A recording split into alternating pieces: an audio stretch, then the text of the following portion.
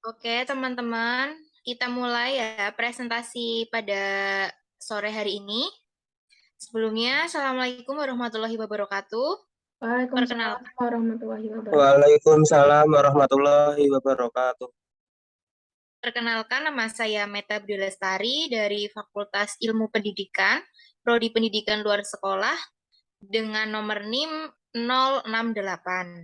Di sini saya sebagai moderator akan mempresentasikan hasil diskusi kami terkait mata kuliah pendidikan karakter, dan kami dari kelompok 8 akan mempresentasikannya.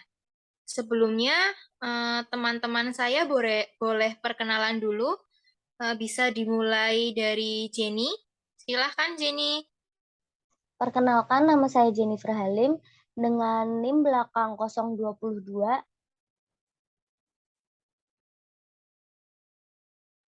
Oke, dari Imam Baihaqi, boleh memperkenalkan diri. Iya, izin perkenalan. Perkenalkan, saya Muhammad Imam Bayaki dengan NIM 033.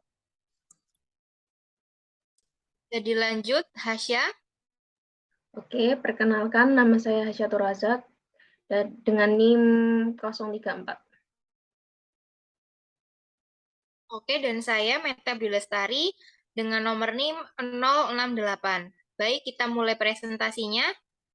Kepada yang bertugas untuk memaparkan hasil diskusi dari kelompok kami, dari Jenny, bisa dimulai.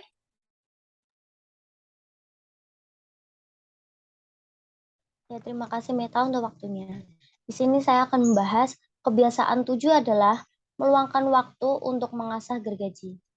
Kebiasaan ini melingkupi kebiasaan-kebiasaan lain pada paradigma 7 kebiasaan, karena ia adalah kebiasaan yang menjadikan semua kebiasaan lain. Mungkin kebiasaan ini memelihara dan meningkatkan aset terbesar yang Anda miliki, yaitu diri Anda.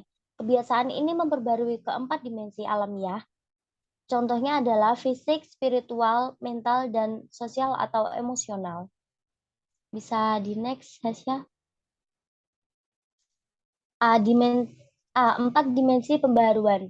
Filosofer Herb Sater pernah menggambarkan hidup seimbang yang sehat di sekitar, yaitu adalah 4 nilai, yaitu perspektif yang artinya spiritual, otonomi yaitu mental, keterhubungan yaitu sosial, dan nada yaitu fisik.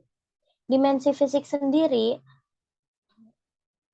mempunyai inti dari pembaruan dimensi fisik adalah untuk menajamkan gergaji, yaitu melatih kita secara teratur dengan cara yang melestarikan dan meningkatkan kapasitas kita untuk bekerja dan beradaptasi dan menikmati.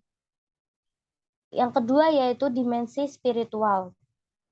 Dimensi spiritual itu adalah inti pada pusat Anda atau komitmen Anda pada sistem nilai Anda sendiri.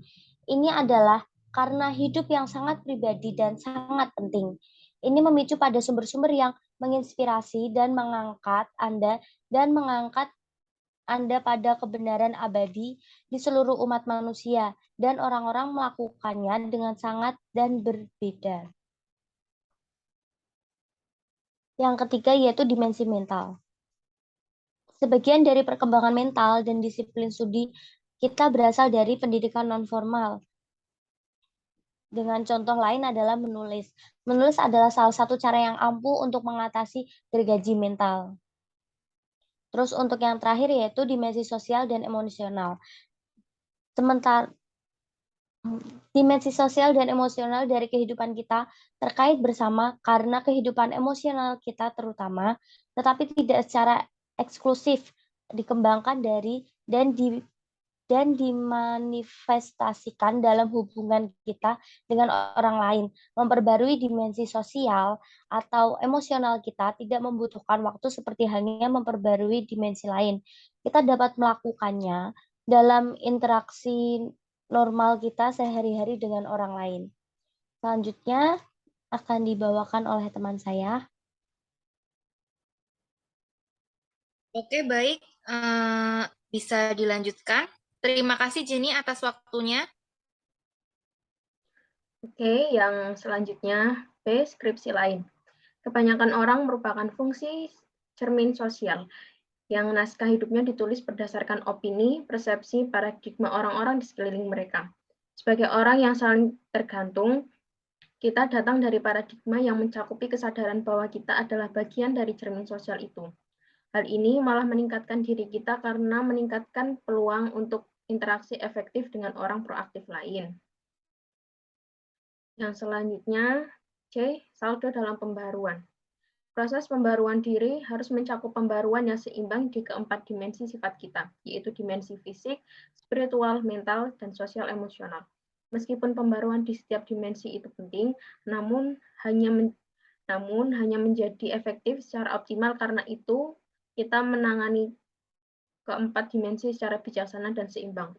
Mengabaikan satu area berdampak negatif pada area lainnya. Efektivitas organisasi maupun individu memerlukan pengembangan dan pembaruan keempat dimensi tersebut secara bijaksana dan seimbang. Baik, seperti itu, Meta. Oke, baik. Terima kasih Hasya atas waktunya. Boleh dilanjutkan yang bertugas kepada Muhammad Imam Baihaqi. Oke, yang selanjutnya ada sinergi dalam pembaharuan. Yang pertama, kebiasaan 1. Pembaharuan yang seimbang adalah sinergi yang optimal. Hal-hal yang bisa dilakukan untuk menajamkan gergaji di satu dimensi memiliki dampak positif di dimensi yang lainnya, karena sangat terkait satu sama yang lain. Kesehatan fisik memengaruhi kesehatan mental. Kekuatan spiritual memengaruhi kekuatan sosial dan emosional. Saat individu meningkat dalam satu dimensi, individu juga meningkatkan kemampuan di dimensi yang lain. Kebiasaan 2. Paradigma kesadaran diri dan kehendak bebas Anda sendiri proaktif, mengetahui bahwa Anda bebas untuk bertindak alih-alih ditindaklanjuti untuk memilih milik Anda sendiri. Selanjutnya, kebiasaan 3. Anda meningkatkan kemampuan Anda untuk hidup dari imajinasi dan hati nurani Anda, alih-alih hanya ingatan Anda untuk memahami secara mendalam paradigma dan nilai-nilai Anda yang paling dalam, untuk menciptakan di dalam diri Anda pusat prinsip-prinsip yang benar, untuk menolak misi unik Anda sendiri dalam hidup, untuk mengubah diri Anda menjadi jalan hidup Anda, selaras dengan prinsip-prinsip yang benar, dan untuk memanfaatkan sumber kekuatan pribadi Anda. Next.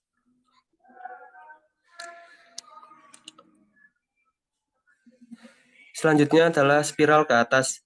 Pembaharuan adalah prinsip dan proses yang memberdayakan kita untuk terus maju dan spiral ke atas. Pertumbuhan dan perubahan perbaikan terus-menerus. Untuk membuat kemajuan yang berarti dan konsisten di sepanjang spiral itu, kita perlu untuk mempertimbangkan satu aspek pembaharuan yang lain, yang berlaku untuk anugerah manusia yang unik yang mengarahkan gerakan ke atas ini, yaitu adalah pusat hati nurani kita. Hati nurani sendiri adalah anugerah yang merasakan kesesuaian atau perbedaan kita dengan prinsip-prinsip yang benar dan mengangkat kita ke arah itu. Ketika itu dalam bentuk sama seperti pendidikan saraf dan otot yang sangat penting untuk atlet yang sangat baik dan pendidikan pikiran yang sangat penting untuk sarjana. Pendidikan hati nurani sangat penting untuk orang yang benar-benar proaktif, sangat efektif. Akan tetapi, melatih dan mendidik hati nurani membutuhkan konsentrasi yang lebih besar, disiplin yang lebih seimbang, dan hidup jujur yang lebih konsisten. Ya, sekian dari saya. Baik, Haki, terima kasih atas waktunya sudah memaparkan hasil diskusinya, dan saya ucapkan terima kasih kepada teman-teman karena sudah membacakan hasil diskusinya tadi ya. Di sini izin saya akan membaca kesimpulan dari diskusi kelompok 8 atau kelompok kami, yang intinya itu karena jika kita hanya berfokus dengan satu aspek saja, maka kebiasaan yang kita bangun itu tidak akan menjadi kebiasaan yang efektif. Terima kasih. Mungkin dari teman-teman akan menambahkan dari kesimpulan.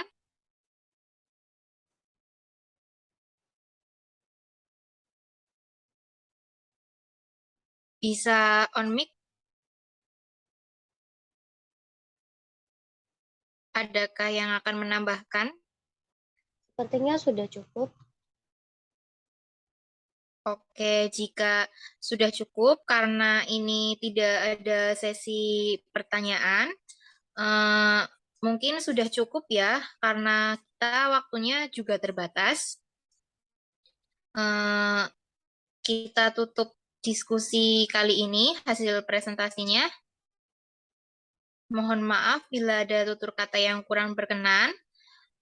Mohon dimaafkan. Wassalamualaikum warahmatullahi wabarakatuh. Waalaikumsalam warahmatullahi wabarakatuh.